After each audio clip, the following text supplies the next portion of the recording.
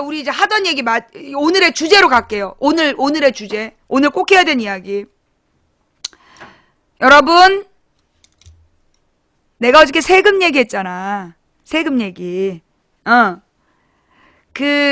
삼성이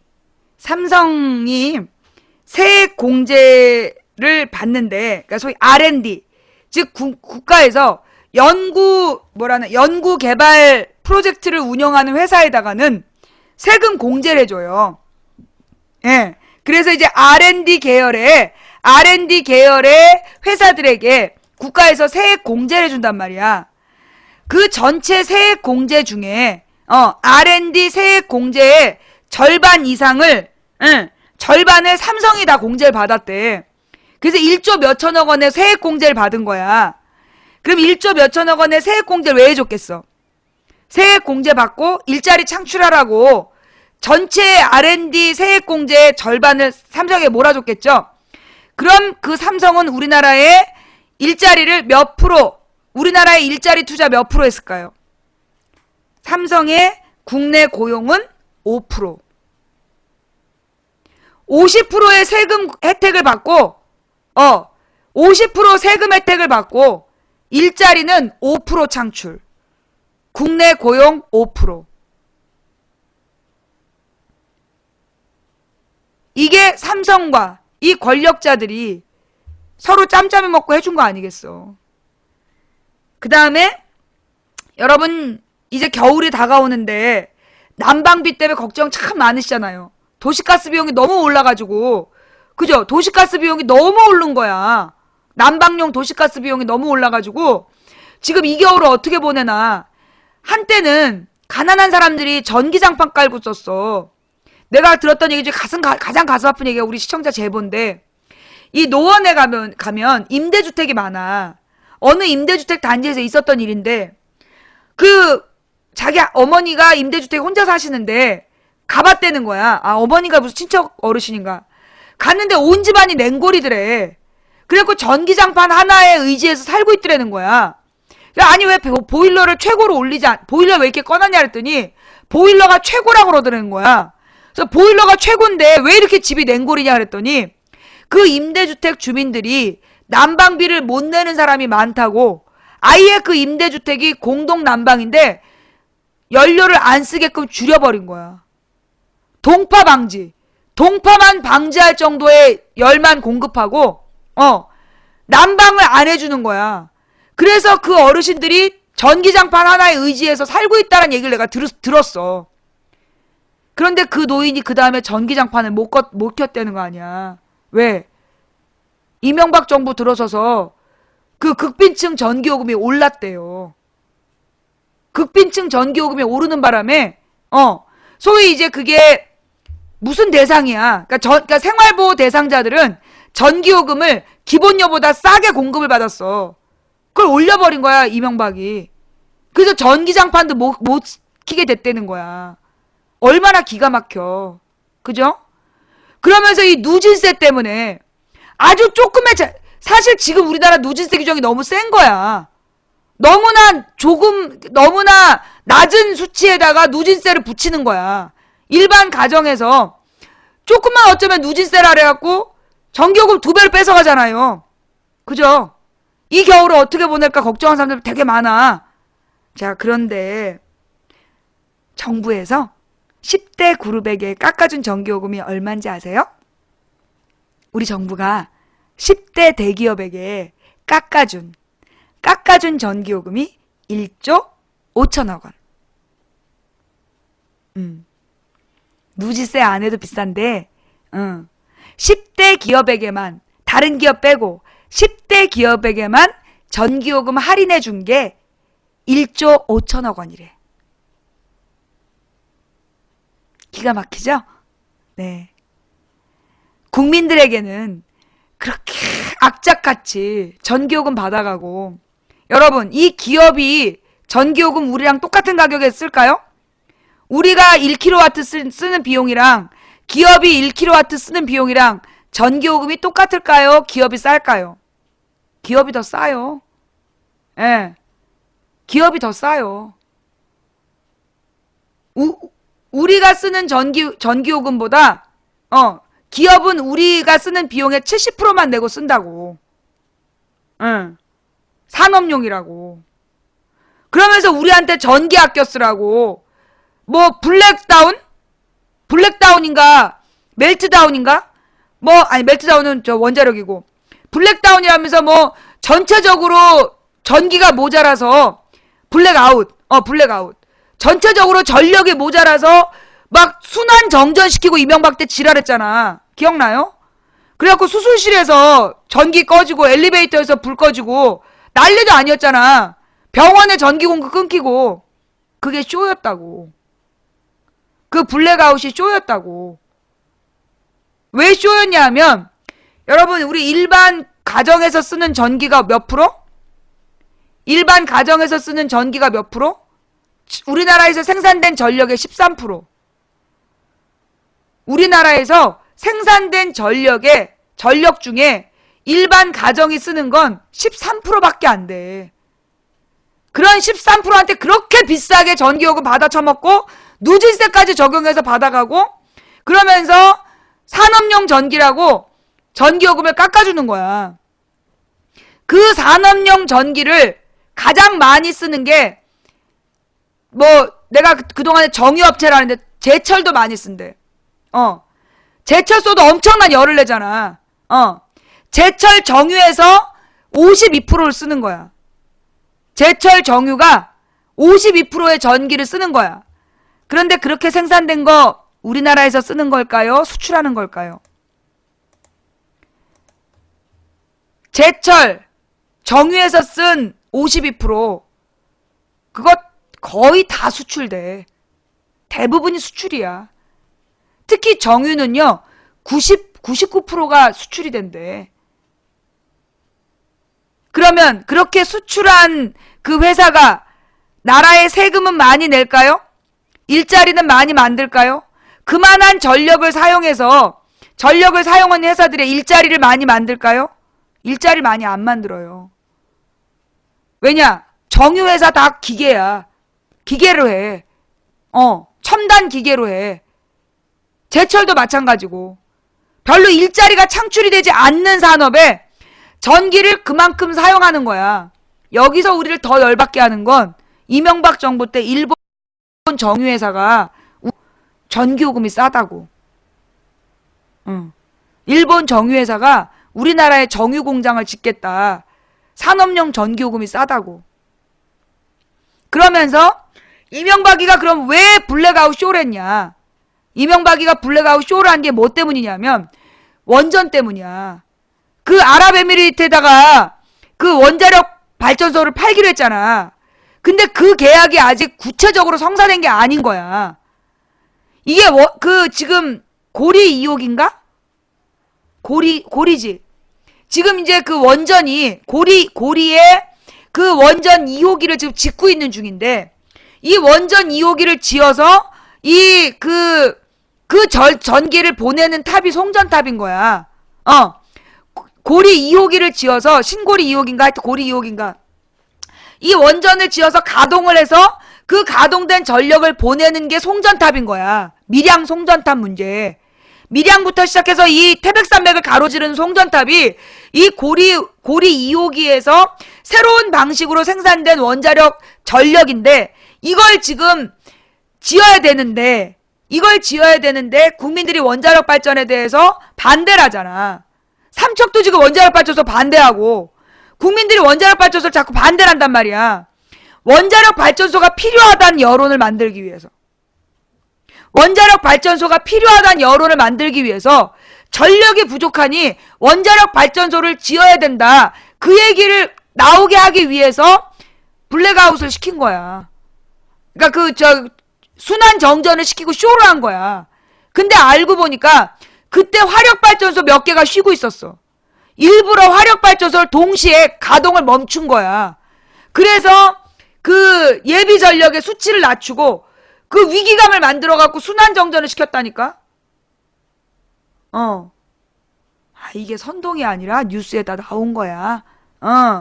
뉴스에 나온 건데 저렇게 막 선동이라고 얘기를 하시네? 이거 기가 막히죠? 예. 여러분, 우리나라에요.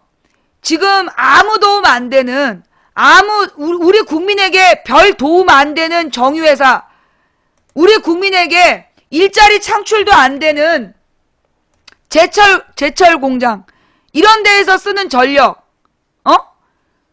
지금 우리나라에서 그런 대기업들한테 세금 다 깎아주잖아. 전력 싸게 공급받아서 수출해서 돈 벌어왔으면 그 이익금의 절반은, 그 이익금의 52%는 국가에서 세금으로 걷어도 되는 거 아니니? 아니, 생각해봐. 걔네들 정유하는데 가장 중요한 게 전력이라며. 제철하는데 가장 많이 쓰는 게 전력이라며.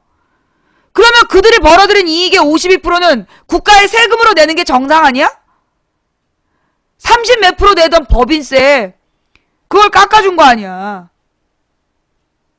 36%인가 35% 내던 법인세를 32%인가로 깎아줬어요. 그럼 3%를 깎았다는 거야.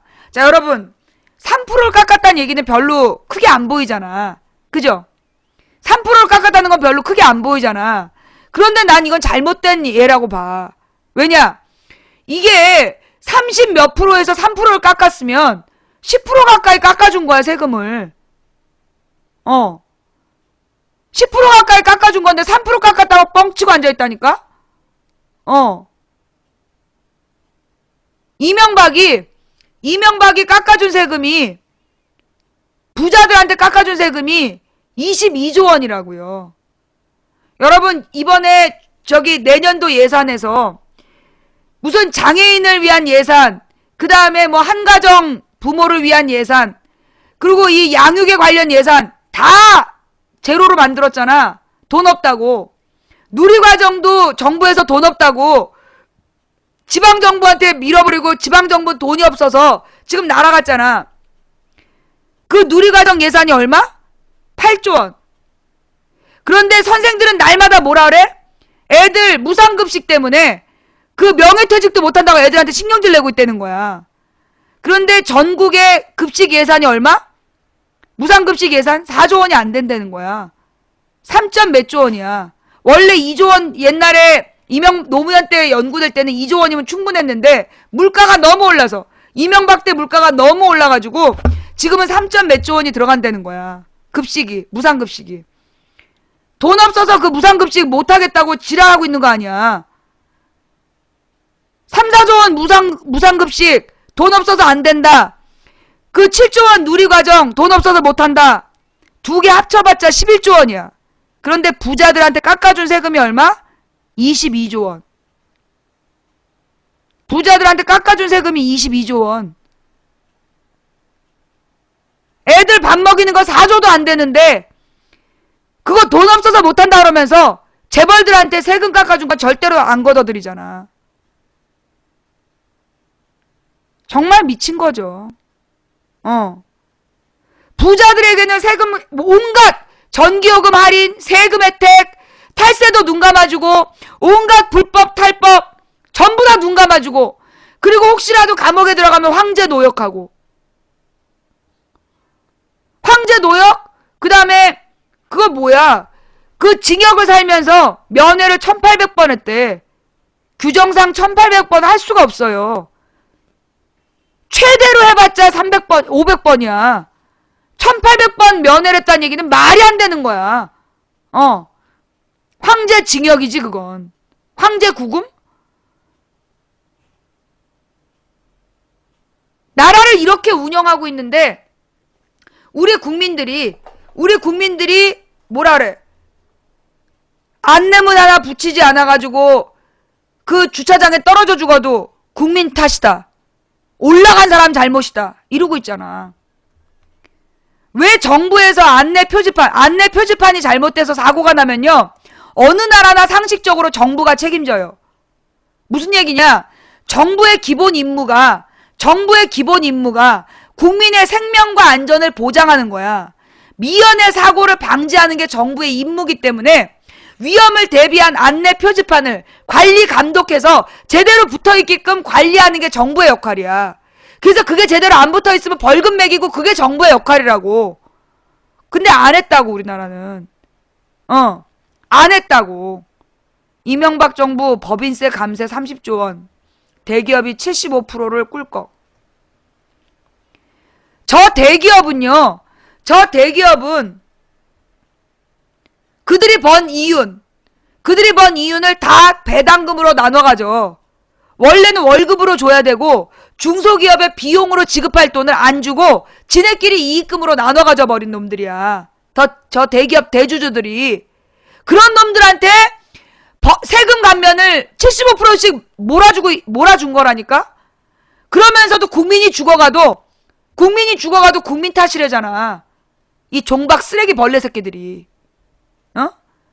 이 박근혜 종박 벌레들이 국민이 그렇게 죽어가도 박근혜가 김선일 한 명 죽었을 때 정부의 무능을 비판했잖아. 지금 수백 명이 죽고 수십 명이 죽어도 박근혜 탓이 아니라고 외치는 이 쓰레기 벌레 새끼들아. 이 노예 근성을 좀 버려.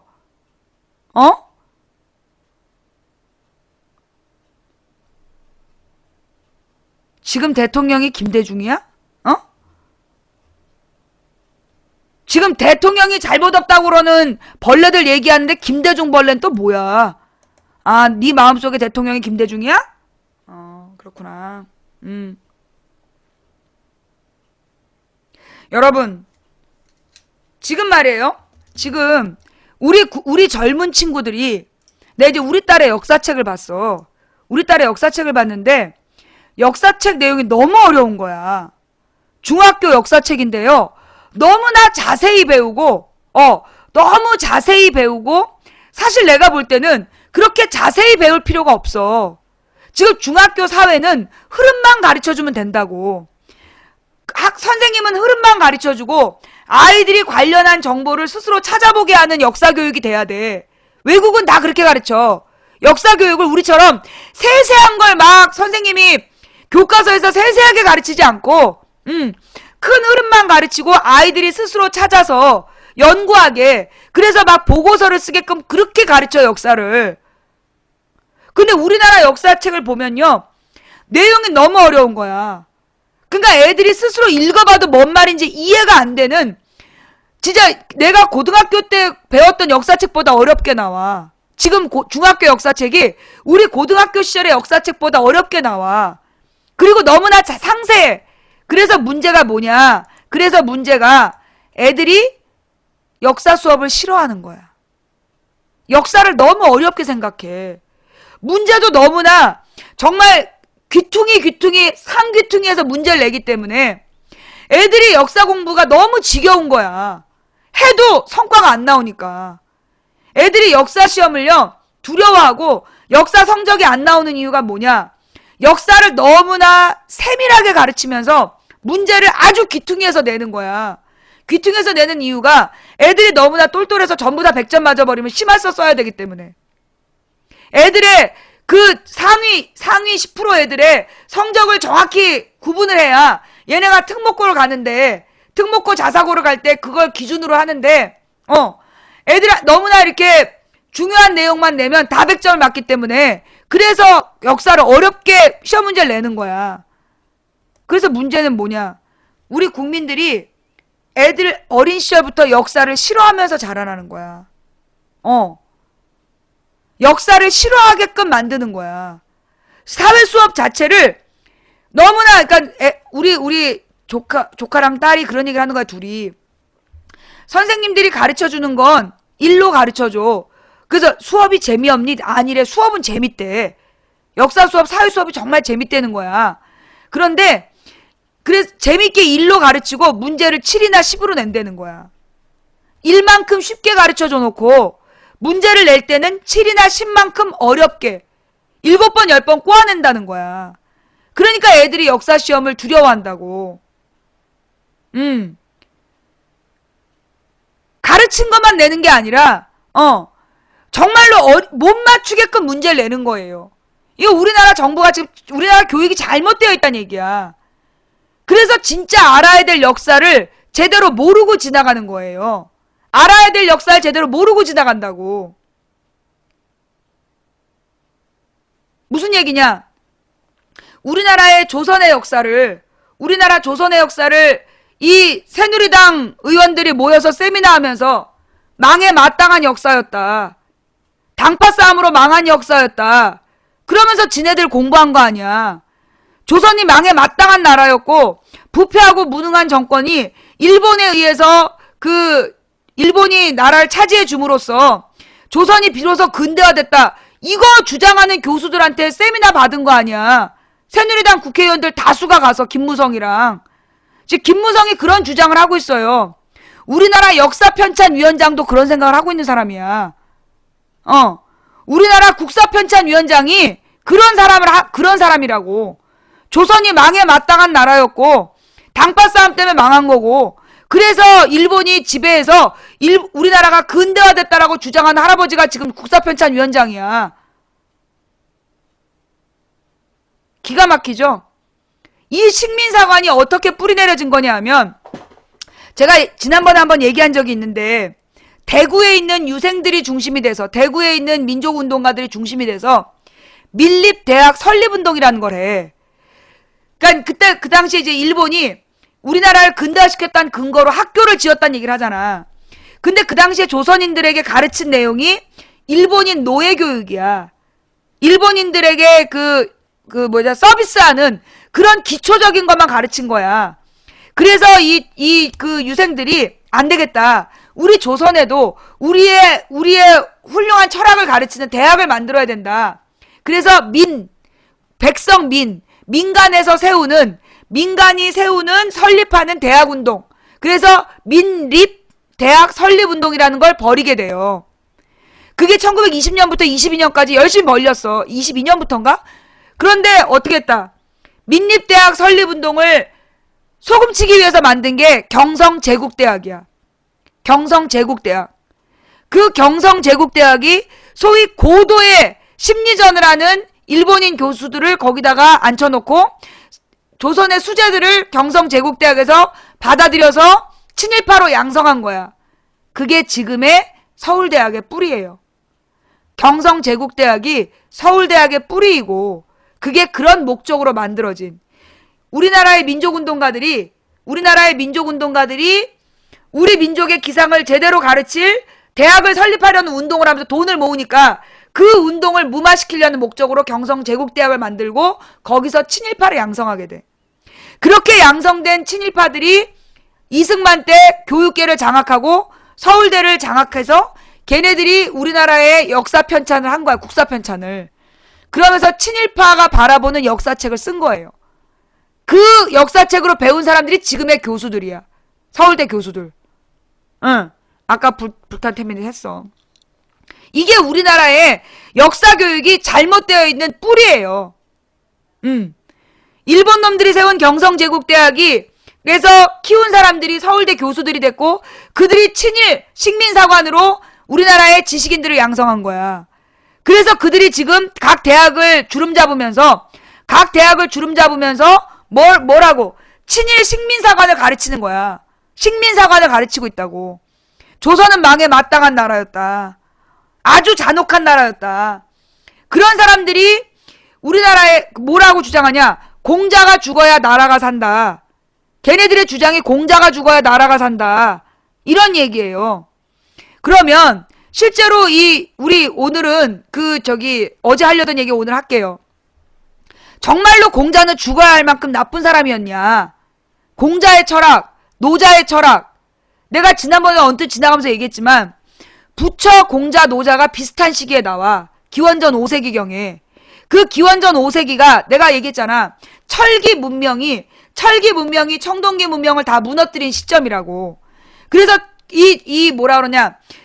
나라마다 정복전쟁이 일어나고 강력한 국가가 수립되던 시기가 기원전 5세기경인데 그 기원전 5세기경에 중국은 춘추시대였어요. 춘추 전국시대 중에 춘추 오페라에서 주나라가 망하고 7나라가 서로 막 패권을 자기네가 통일하기 위해서 싸우고 있을 때야. 나라가 개판이었어. 5나라가 막 싸우고 있는 상황이었는데 그때 노자의 사상, 공자의 사상이 다 나와요. 그러면 노자와 공자의 사상의 목표는 뭐였을까요? 노자의 사상, 공자의 사상이 주장한 핵심 내용이 뭔지 아세요? 인본이에요. 인본. 공자의 사상도 노자의 사상도 근본은 뭐냐 하면 인본이었어. 인본. 이 백성이 가장 중요하다. 백성을 근본으로 생각하는 이념이었던 거야. 노자의 도경이나 공자와 맹자의 사상을 정리해보면 핵심은 인본이야. 인본주의. 이게 동양의 사상은 근본이 인본주의야. 인간 중심. 그래서 노자가 얘기한 이상사회, 노자가 얘기한 이상사회가 뭔 줄 알아요? 그 재산을 골고루 나누어 갖고, 공산주의야. 재산을 골고루 나누어 갖고 작은 나라를 만들어서 옆 나라하고 서로 관여하지 말고 이 가족처럼 지내는 작은 나라. 이게 노자가 생각한 이상사회야. 공동체죠. 그러니까 빈부격차가 없는 공동체. 그게 소국 과민이란 노자의 이상사회야. 공자의 이상은 뭐였냐? 검소함이야. 공자의 이상은 검소함이었다고. 그래서 이 공자의 사상을 그러니까 노자의 사상을 장자가 집대성하고 공자의 사상을 맹자가 집대성하는데, 이게 기원전 5세기에 노자 공자가 있고 기원전 3세기에 장자 맹자가 나와서 논쟁을 하면서 만든 게 이 노장 사상과 공맹 사상이에요. 그럼 이들의 목적이 뭐냐 하면 어떻게 하면 국가를 부강하게 만들어서 국민을 배불리 먹일 거냐. 목적이 그거였다니까. 노장 사상의 목적이나 공맹 사상의 목적이 뭐냐 하면 어떻게 하면 국민을 배불리 먹일 거냐. 어떤 방법으로 국가를 부강하게 해서 국민을 안전하게 보호하고 배불리 먹일 거냐가 그 사상의 핵심이었다고. 목적이었던 거예요. 그 내용, 그 맹자의 왕도 정치론, 그걸 집대성한 게 맹자의 왕도 정치론이야. 왜냐하면 노자와 장자의 사상은 도경이라 그래갖고 무엇이 도를 깨달은 상태인가, 군자의 모습은 어떤가, 깨달은 자의 모습은 어떤 존재인가, 성인이라는 깨달은 자의 모습이 무엇인가에 대해서 밝힌 거야. 그런데 그 성인의 모습이 뭐냐 하면 기독교에서 얘기하는 천주교 기독교에서 마찬가지로 얘기하는 게 뭐냐? 하나님을 가슴에 품은 사람. 그게 중생하는 거잖아. 어떤 사람이 나한테 중생과 거듭남은 다르다. 그리고 해탈과도 다르다. 이러면서 길게 써갖고 내가 불락을 쳐버렸는데, 부처님이 이야기한, 불가에서 이야기한 천상, 천하, 유아, 독존. 이게 무슨 뜻이냐? 천상, 하늘 위에나 하늘 아래나 존재하는 모든 존재는 하나다. 하나님이라는 거야. 오로지 하나님과 일체가 된 내가 존재한다.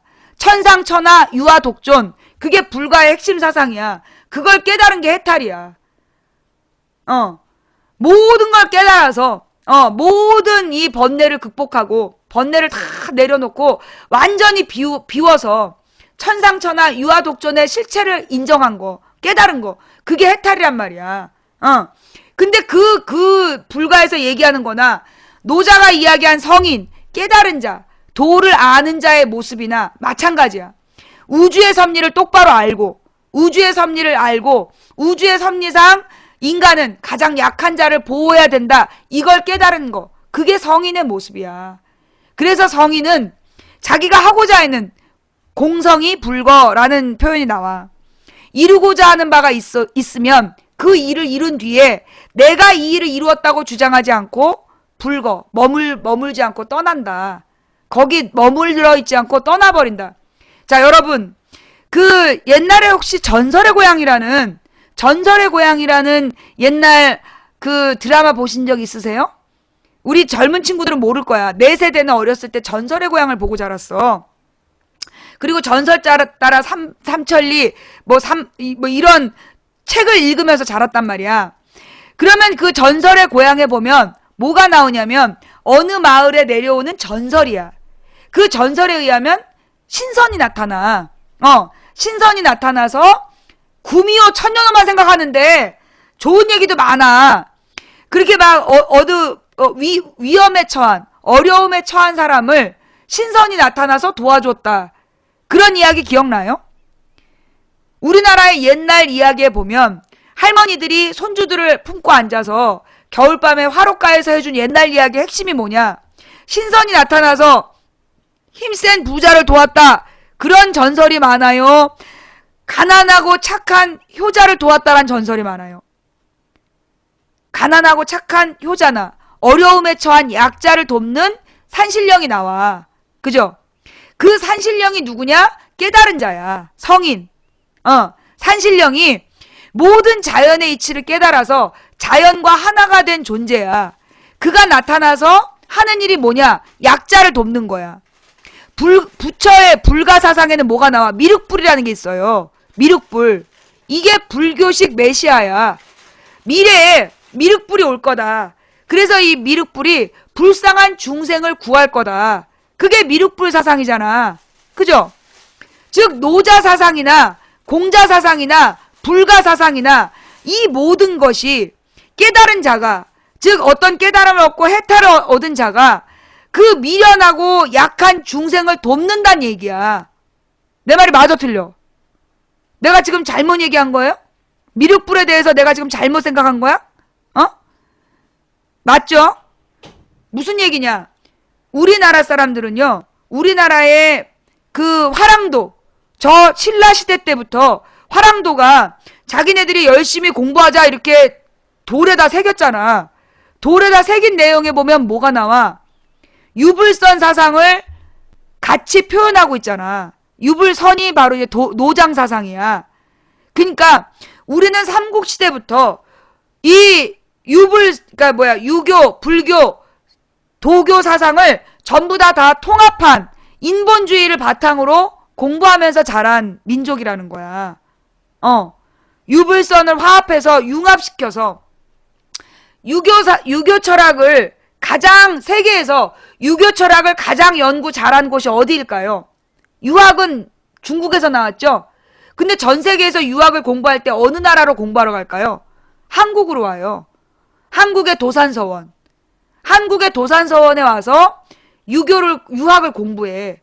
왜냐하면 중국은 중공을 거치면서 중화인민공화국을 거치면서 유학이나 과거의 전통사상을 전부 다 버렸단 말이야. 연구의 그 내용들이 많이 사라졌어. 근데 우리나라에서는 중국의 공맹사상, 그 다음에 주자학, 양명학 이 모든 유학의 본질을 가장 잘 연구해서 도산서원에서 갖고 있단 말이야. 그래서 이 도산서원에 와서 외국의 철학자들이 유학을 공부해요. 여러분 몰랐죠? 안동의 도산서원 가봐. 거기 외국 철학자들이 유교 공부하러 와 있어. 그 다음에 불경. 이 불경도 마찬가지야. 이 불교는 어디에서 만들어졌어? 인도에서 만들어졌죠. 그런데 인도인은 불교를 믿지 않아요. 인도인은 대부분이 힌두교야. 그리고 그 불교가 중국의 당나라 때 발전을 해서 당나라 이후에 경전이라는 게 막 만들어진단 말이야.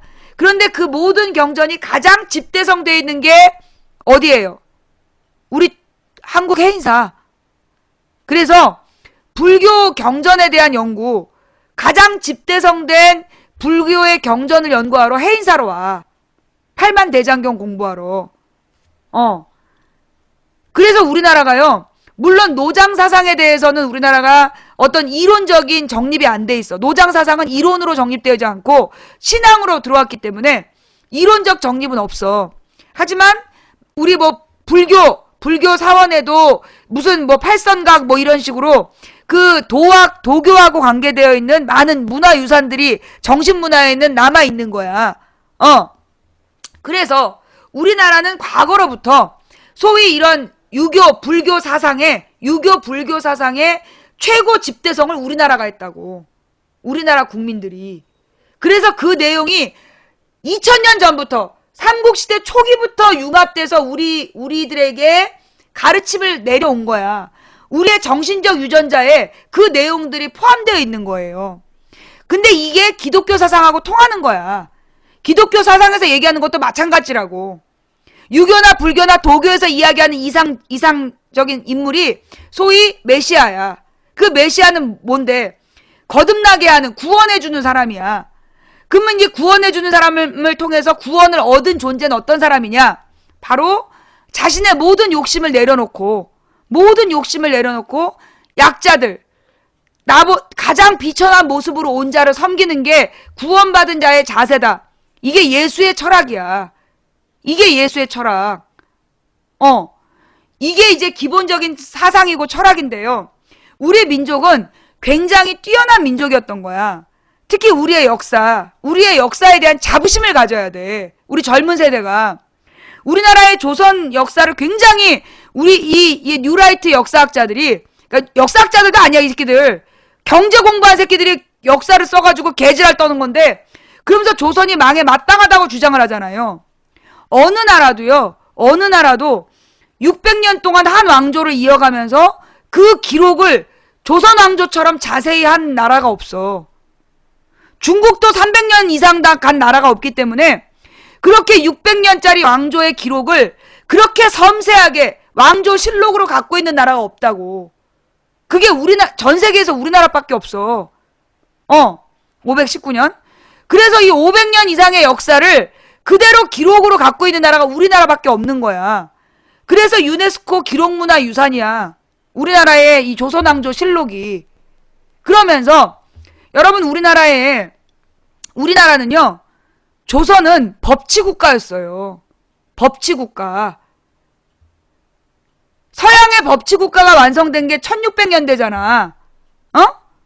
그런데 우리나라의 법치가 완성이 된 게 1500년대라고. 1392년에 조선이 건국이 돼. 태조, 그 다음에 그 밑에 정종이 있고, 그 밑에 누가 나와? 태종이 나오잖아. 태종이 국가 기틀을 만들었는데, 태종의 아들인 세종은 아버지처럼 하는 건 왕도 정치가 아니다.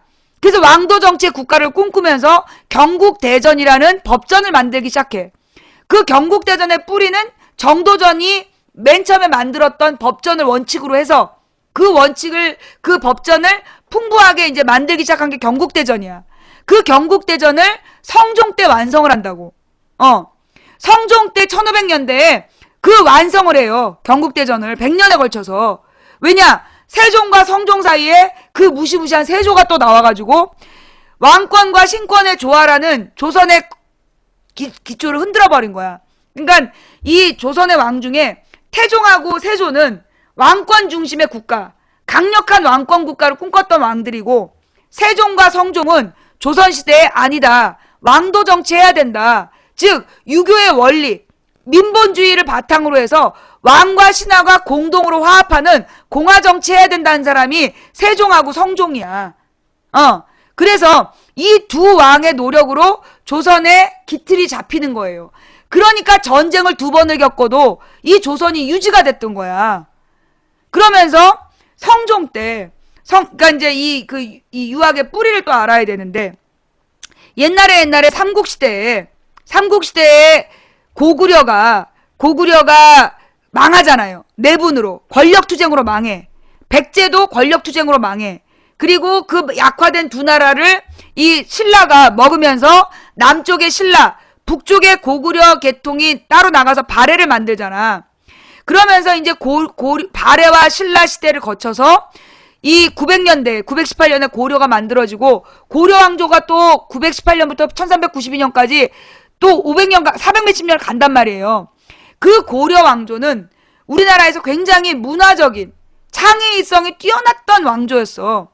그리고 이 고려 시대에는 서로 연애를 하고, 그리고 이 고려의 전통에 따라서 조선 시대에는요, 조선 전기까지만 하더라도 누가 그 아들과 딸을 유산 배분해서 차별하지 않았어.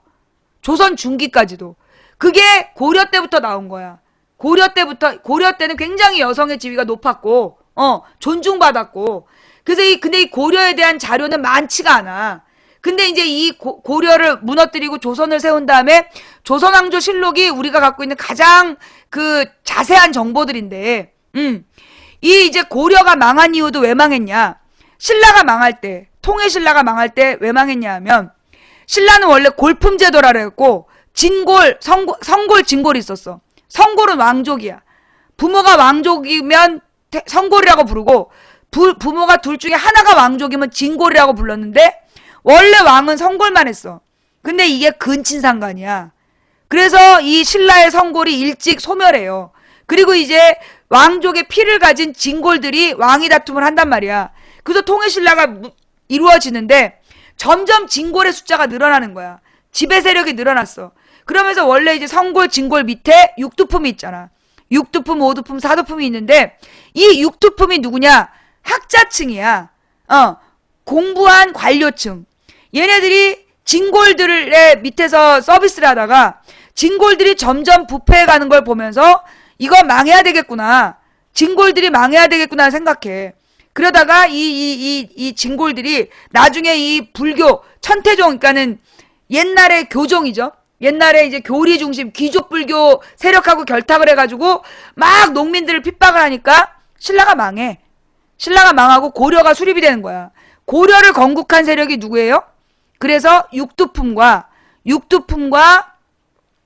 그러니까 육두품 세력이 주축이 돼서 이제 그 고려를 건국하게 되는 거야. 무인 세력들이. 그런데 그러니까 맨 처음에는 무인이 아니었지. 권문세족. 그 육두품이 중심이 돼서 고려를 건국하고 이 육두품들이 그 고려의 건국 공신이 된단 말이야. 그러면서 얘네들이 막 유교 공부를 열심히 했어. 그래서 고려는 정치는 유교, 종교는 불교와 도교 이렇게 나눠져 있었던 나라였단 말이야. 그런데 이제 이 문신들이 너무나 한 100년이 지나니까 부패하기 시작했어. 그래갖고 나머지 무신들을 너무나 무시를 한 거야. 그래서 무신들이 열받아갖고 무신정변을 일으키고 그 다음부터 고려는 쑥대밭이 돼. 그래서 권문세족이라는 자들이 나오는데 권문세족은 누구냐? 옛날 문벌귀족의 후손. 그 다음에 무인 집권기의 무인의 후손. 그 다음에 원나라 집권기의 친원파 나부랭이 새끼들. 이런 것들이 땅과 많은 노비를 차지하고 국가 세금을 포탈하는 거야. 땅을 전부 다 절에다 갖다 바쳐놓고 왜 조선이 억불숭유를 했냐 하면 이 권문세족들이 자신들의 모든 재산을 절에다가 갖다가 기부하는 형식적 기부를 하는 거야. 그러면 그 땅에서 세금을 안 걷거든. 그래서 종도시설을 이용해서 탈세를 한 거야. 그러면서 이 권문세족들이 많은 노비를 사병으로 키우고 그리고 이 절에다가 땅을 기부해서 세금을 면하고 이런 짓거리를 하면서 고려 왕실 유지 비용이 없어져요. 그래서 고려가 망하는 거야. 그래서 고려를 망한 고려가 망할 때 새롭게 등장한 세력이 누구냐 하면 소위 이제 옛날에 육두품이 고려를 세웠다면 권문세족 밑에서 향리라고 그래갖고 지방 관청의 행정 실무를 담당했던 관리들이 있었어. 얘네들이 행정 실무를 감당하기 위해서 공부를 열심히 한 거야. 얘네들이 유학자야. 신진 사대부. 그래서 유학을 공부해서 행정을 한 거야. 유학은 이 행정이거든. 국민을 배불리 먹이기 위한 행정이 유학의 목적이었기 때문에 지방 향리들이 유학을 공부했고 걔네들이 신진 사대부가 된 거야. 그래서 이 신진 사대부들이 권문세족을 비판하면서 성장해 갔단 말이야.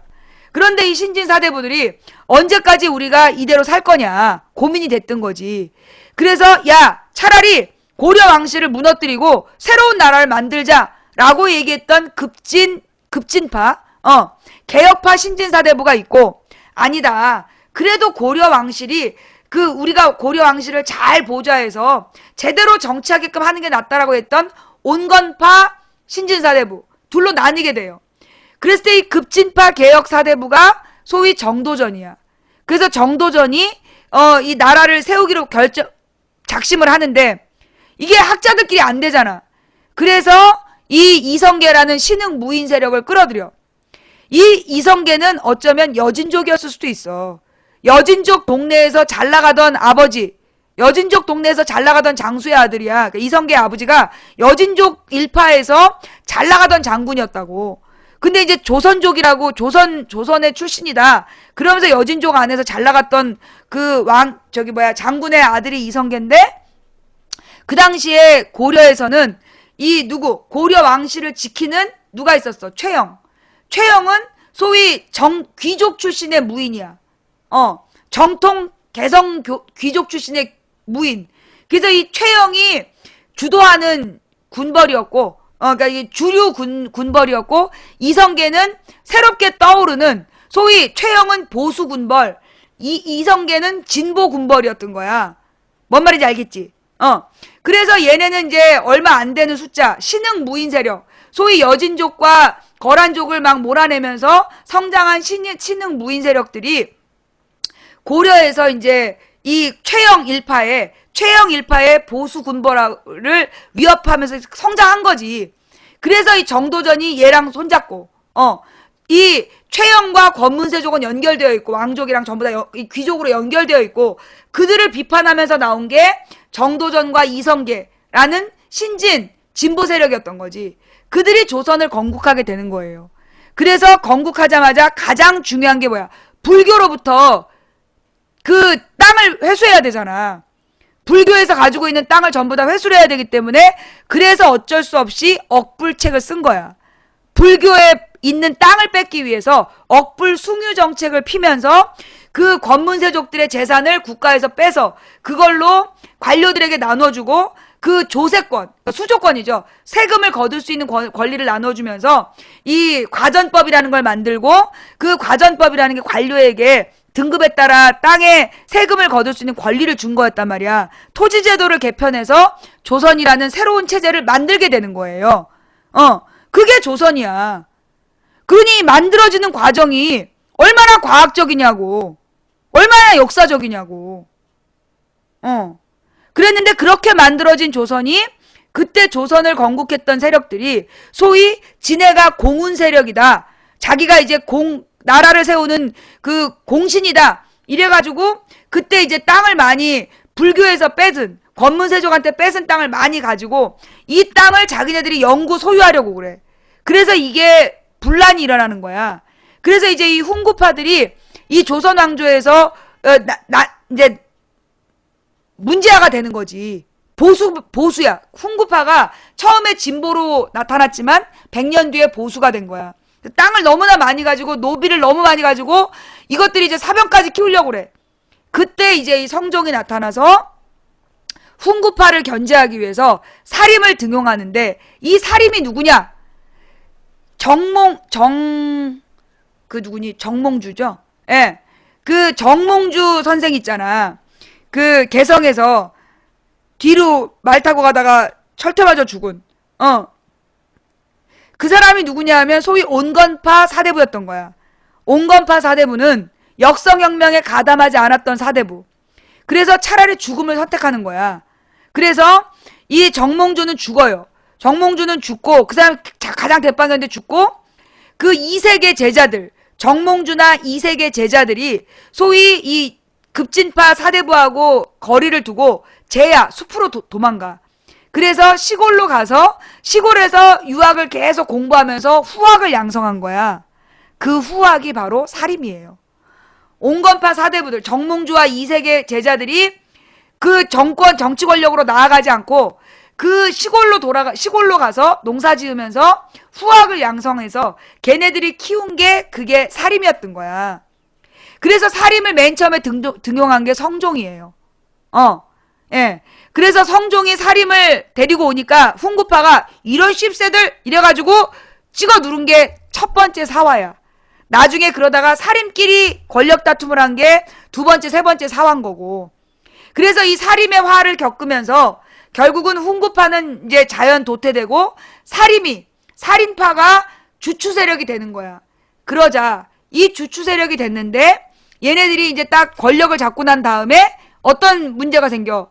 역시 권력을 잡으니까 권력의 맛을 보고 재물의 맛을 본 거야. 그러면서 근데 이제 이 당시에 이 사림들이 어떻게 어떻게 권력을 잡았냐면, 왕 있잖아, 왕. 왕에게 그 조선은요, 임금이 마음대로 정책을 시행할 수 있는 나라다, 아니다? 아니다. 임금이 어떤 정책을 딱 발표하잖아. 그러면 유생들이, 각각 그 유학을 공부한 학자들이 자기네들이 검토를 하는 거야. 그래갖고 그게 잘못됐으면 상소를 해요. 전하! 이러면서 이제 상소를 해. 그래서 그 정책에 거부권을 행사하는 거야. 그러면 상소가 빗발치면, 즉 그 정책에 대한 반대가 많으면 왕이 그 정책을 포기했어요. 그게 조선의 정치야. 조선은 왕이 지멋대로 정치하는 나라가 아니었어. 왕이 자기가 어떤 정책을 내고 싶어도 그 정책에 대해서 반포를 하잖아. 발표를 했어. 그런데 신하들, 유생들이 반대를 해. 그러면 그 의견을 받아들여서 정책을 수정했어요. 그게 조선의 역사야. 대단이지. 대박이지. 그게 조선이야. 그런데 이때 이 사림들이 그러니까 이 세종부터 성종까지 경국대전 완성하면서 소위 삼사라는 게 만들어져. 즉 임금에게 이제 그 정책을 제시한 홍문관, 그 다음에 그 상소를 정리해서 올리는 사간원, 간쟁이나 이렇게 그 임금하고 논쟁을 펼치는 임금을 교육하고 임금에게 그 의견을 정리해서 올린 사간원. 그래서 홍문관, 사간원, 그래서 또 하나가 있는데, 사원부는 관리를 감시했던, 관리의 부정을 감시했던 게 사원부야. 그래가지고 사원부, 사간원, 그 홍문관, 요 세 개를 삼사라고 묶었어. 그래서 이 삼사가 뭐냐? 한마디로 국민의 언쟁이 뭐야?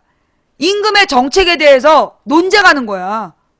공자가 옛날에 이렇게 얘기했다. 그러면서 과거의 그 경전을 가지고 와서 임금이랑 논쟁한 게 언쟁이에요. 예, 그걸 담당했던 부처가 있었다니까, 사관원이라고? 그게 조선이야. 조선의 부서가 그런 부서야. 지금 박근혜는요, 조선의 왕보다도 웃긴 짓을 하고 있는 거야. 조선시대 박근혜처럼 얘기하면 폐위당해. 조선시대 박근혜처럼 저런 짓거리 하면요, 폐위당했어요.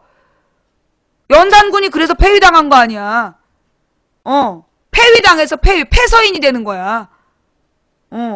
하여튼, 그래서 이 조선의 삼사, 요 삼사를 갖다가 그 삼사의 관직의 임명권을 가진 게 이조의 전랑이란 자리야. 이조의 전랑이라는 자리가 삼사의 관료로 선택권을 가져. 선발권. 임금에게 추천권을 갖는 거야. 그래서 얘네가 이 이조의 전랑 자리를 놓고 막 경쟁을 하는 거예요. 서로 논쟁을 하는 거야. 그래서 왜냐? 이 삼사를 잡으면 임금의 정책을 자기네들이 조율할 수 있거든. 그래서 이 삼사의 그 관료 임명권을 가진 이조 전랑 자리를 두고 그 사림들이 서로 논쟁을 하는데, 이게 막 지금 우리나라 국회처럼 막 몸싸움하고 이런 게 아니야. 그때는 유교 경전을 놓고 그 경전에 의하면 이런 얘기가 있다. 그러면서 학술적으로 토론하는 거야. 학문적 논쟁. 학문적 논쟁을 해가지고 어느 쪽이 그 더 명분을 갖느냐. 공자의 사상에서 명분론이 중요해요. 무엇이 옳은 명분이냐. 이걸 차지하는 쪽이 이기는 거야. 그래서 조선 때 이미 동인하고 서인이라는 사림이 둘로 나뉘어져서 학술적 논쟁을 통해 권력을 쟁취하는, 정말 정책 토론을 통해서 권력을 쟁취하는, 그게 동인과 서인의 역사야. 이 얘기 지금 처음 듣는 사람. 예. 이거 지금 처음 듣는 사람. 그게 붕당 정치예요. 이게 붕당 정치야. 어때요? 조선이 대단한 나라죠? 영국에서 정당이 생겼을 때 우리처럼 이렇게 학술적 논쟁할 수준이 못 됐어. 조선은 이미 그렇게 학술적 논쟁이 가능했던 나라였다고. 대박이죠? 그게 붕당 정치야. 그래서 원래 이 붕당 정치가 조선의 정치를 발전시킬 수 있는 중요한 요소였던 거예요. 왜냐하면 명분 싸움을 해야 되기 때문에 항상 옳은 방향으로 서로 자기를 다스려야 됐어. 그런데 이 붕당 정치의 균형이 깨진 게 뭐냐?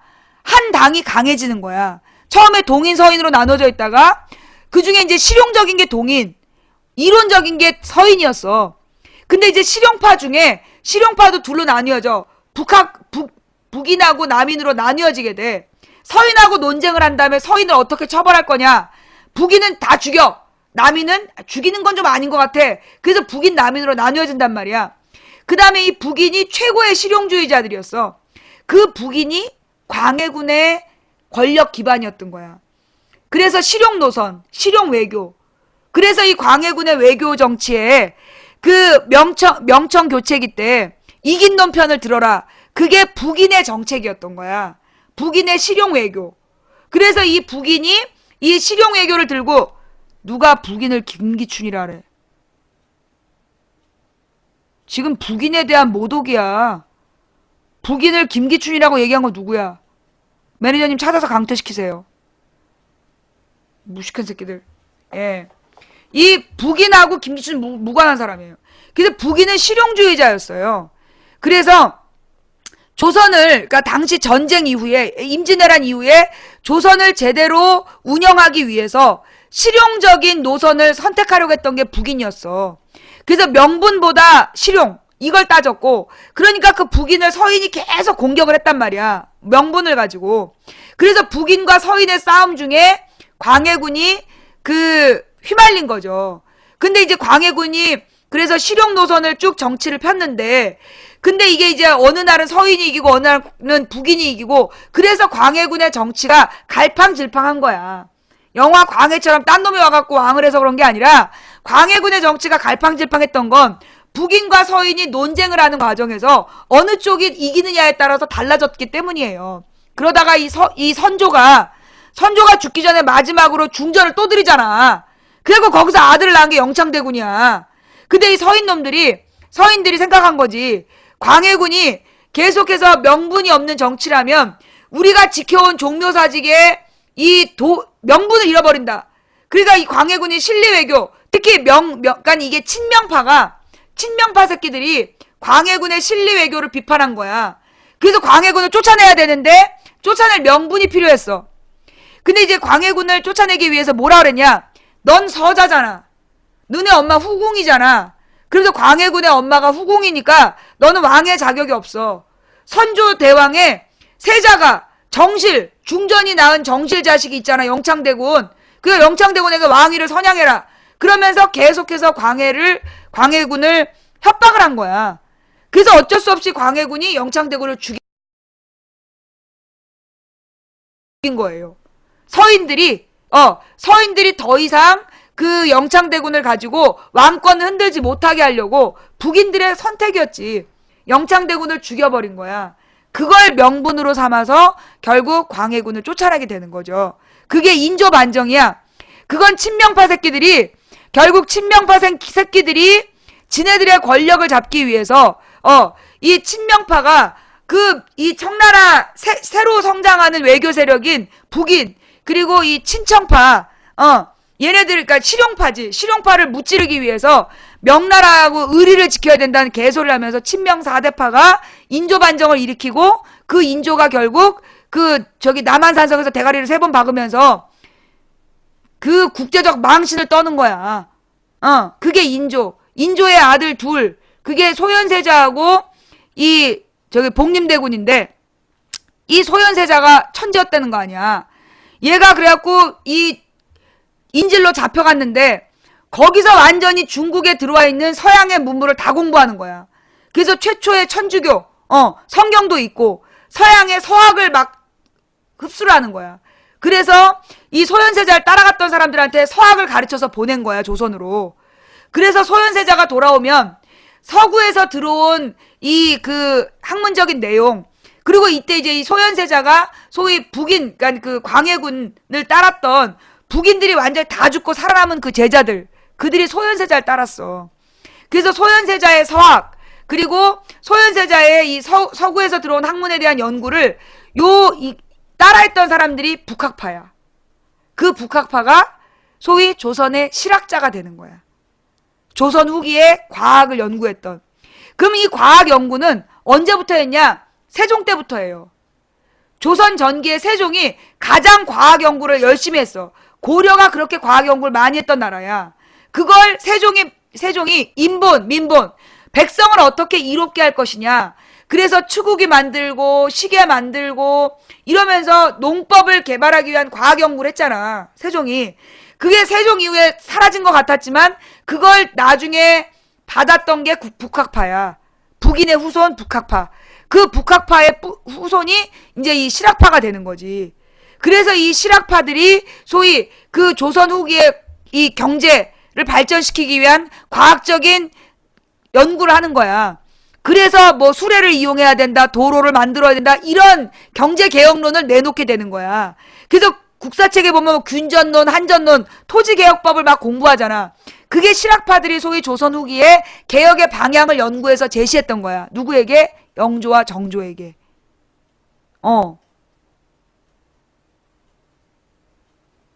이게 우리 조선의 큰 역사예요. 오늘 오마이뉴스에 그 사도세자 이야기 보셨어요? 사도세자가 천재였대잖아. 사도세자가 천재라서 10살의 노론을 비판했대잖아. 그래가지고 죽임을 당해요. 젊어서. 근데 영조 때의 그 개혁 정치가 다 사도세자의 대리청정 기간에 있었던 정책이야. 그랬던 사도세자가 소위 그 당시에 일당 독재하고 있던 노론을 비판했기 때문에 죽임을 당해. 그리고 이 조선 후기에 왜 영조와 정조가 그 민생 중심의 개혁 정치를 하려고 그랬느냐? 그때 기득권은 노론이야. 노론이 왕보다 권한이 셌어. 그래서 영조와 정조는 왜 민생 정치, 그러니까 영조, 사도세자, 정조가 왜 민생 정치를 했느냐? 노론이 명분을 쥐고 이 조선의 모든 이권을 지네들이 다 갖고 있었잖아.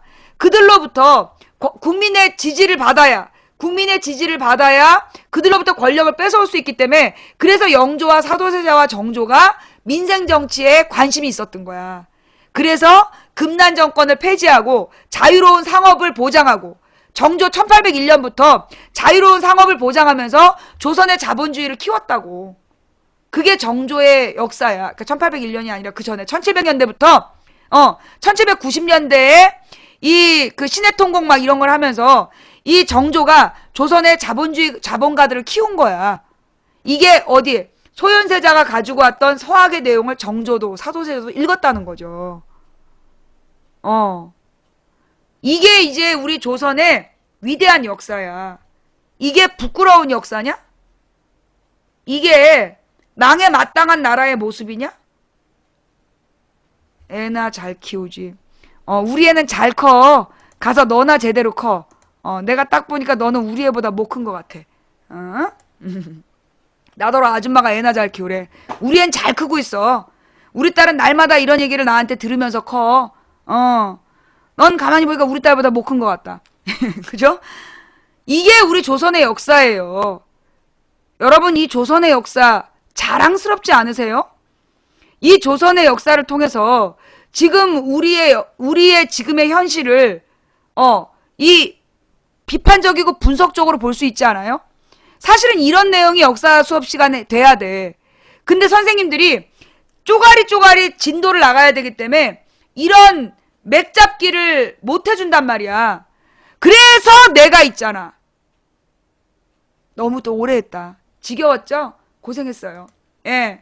그래서 망치 부인이 이렇게 국민들에게,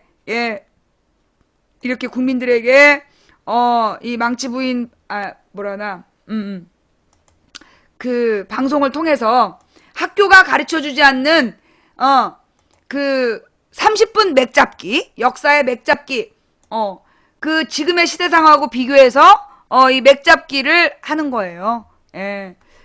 물론, 내가 이렇게 얘기한다 해서 다 알아듣는 건 아니야. 아줌마 애나 키워. 너 그러다 장가 못 간다? 하늘에서 비가 똑같이 내리면 어떤 바가지는 똑바로 서 있다가 빗물을 가득 받고, 어떤 바가지는 비스듬하게 서 있어서 절반만 받고, 어떤 바가지는 엎어져 있어서 하나도 못 받는다죠. 오늘 망치부인 방송을 온전히 받은 사람, 반만 받은 사람, 전혀 안 받은 사람, 이건 내 탓이 아니야. 여러분 탓이지. 그죠? 예.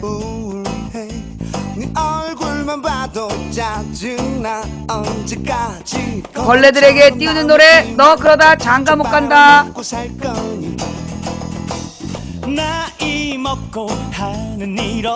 노래를 끝내기 조금 아쉽다. 그죠? 예. 재산 없으면 열심히라도 살아야지. 맨날 술만 먹고 사고만 치는 백수건달. 내가 돌아 댓글충! 정신 차려. 정신 차리고 장가 가자. 자, 오늘 방송 어떠셨어요? 볼만 하셨나요? 네. 망치 부인의 스펙이 왜 궁금해? 아니, 스펙 물어보는 사람은 그 뭐가 궁금한 거야? 나의 과거? 나는 서울 이화여자대학교 부속병원에서 1969년에 태어났어. 서울에서 쭉 살았어. 지금까지. 우리 아버지는 경기도 개성분이고 엄마는 충청도 공주분이시고 남편은 경남 사천 사람이야. 서울에서 신창초등학교를 졸업하고 쌍문중학교를 졸업하고 영광여자고등학교를 졸업하고 경희대학교를 졸업하고 졸업만 했어. 그리고 12년 동안 그 아이들에게 사회탐구 학원에서 가르쳤어. 학교 말고. 그러다가 외국계 금융회사에서 한 2년 영업사원도 해보고 정치연구소에서 한 4년 여의도 그 열린우리당 시절에 내가 국회의원과 보좌관들의 모습을 직접 관찰했지. 그리고 2007년 1월 17일부터 아프리카에서 방송을 하고 있어. 이게 나의 스펙이야. 더 궁금한 거 있나? 직업이 뭐냐? 자칭 주부, 국세청 지정 방송인, 법원 지정, 영향력 있는 언론인, 부업 배우. 오늘 방송 볼만 하셨나요? 재밌었다면 추천 부탁드리고요. 네, 재미없었다면 꺼져! 노잼인데 왜 봐? 재밌는 사람만 봐. 자, 오늘 망치부인 방송 보면서 몰랐던 얘기 하나라도 더 들으신 분 계십니까? 이전에 몰랐던 이야기 하나라도 더 알게 됐다, 그런 분들 계십니까? 그렇다면 정말 감사드립니다. 똑같은 얘기를 해도요, 몰랐던 얘기를 알아듣는 건 여러분의 귀가 열려있기 때문이에요. 마음이 열려있고 귀가 열려있어서 똑같은 이야기지만 여러분에게 감동적으로 다가간 게 아닐까, 그런 생각을 해봅니다. 망치부인 방송을요, 어떤 사람은 1로 듣고 어떤 사람은 5로 듣고 어떤 사람은 100으로 듣고, 그건 나는 똑같은데 듣는 여러분의 수준에 따라서 하나로 듣든 100으로 듣든이 결정되는 것 같아요. 물론 망치부인이 모든 걸 다 아는 사람은 아닙니다. 완벽한 사람도 아니고요. 제가 얘기한 내용들이요, 사실인지 검토 한번 해보세요. 꼭 검색해 보시고요. 제 이야기를 무조건적으로 믿지 마세요. 나도 내가 무슨 말 했는지 몰라. 어떤 사람들은 그러더라고. 아니, 도대체 망치부인은 뭐 보는 것도 없이 대본도 없이 저 많은 얘기가 몇 시간 동안 어떻게 뛰어나오냐, 그 내용이 어떻게 머릿속에 다 들어있느냐. 아니야, 내 머릿속에 다 들어있진 않아. 이렇게 가끔씩 이렇게 흘러서 나오는 거지. 이게 다 들어있는 것 같진 않아. 나도 내가 무슨 얘기할지 아무도 몰라. 전혀 몰라. 그러니까 여러분들이요, 망치부인 얘기를 그냥 믿으면 안 되고요, 꼭 검토해보세요. 사실인지 아닌지. 그리고 사실로 확인된 것만 믿으세요. 오늘 방송 그 지루한 역사 얘기해서 죄송해요. 아니, 우리 어떤 목사님께서 우리 후손들을 키우겠다고 작심하셨으면 역사 교육을 열심히 하라고 그렇게 말씀을 하시더라고요. 우리는 이제 광야에 들어섰다, 40년 동안 새로운 세대를 키우자, 그 얘기를 했더니 자랑스런 우리의 역사 이야기를 많이 해주라고. 그래서 했는데 지루하지 않았어요? 지루하지 않았다면 다행이고요. 오늘 우리 방송 들어주신 모든 분들께 감사드립니다.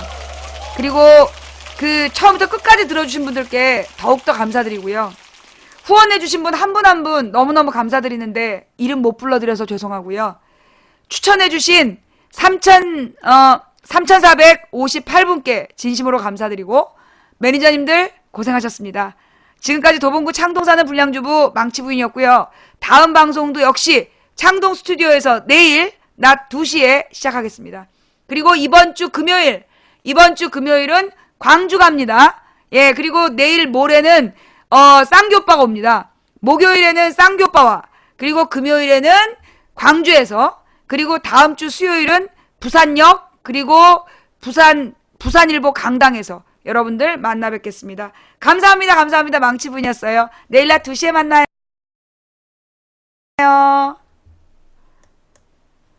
예. 오늘 역사 얘기 재미없었죠? 평상시보다 오늘은 조금 재미없었던 것 같아. 막 의무감에서 해서 그런가 봐. 좀 더 재밌게 했어야 되는데. 죄송해요. 광주 충장로역으로 갈 겁니다. 예, 광주 충장로역에서 아니야, 충장로 우체국? 광주 충장로 우체국이 있다면서요. 거기서 할 거예요. 예. 조금 어려웠어요. 아, 그랬구나. 좀 더 쉽게 할 걸. 죄송해요.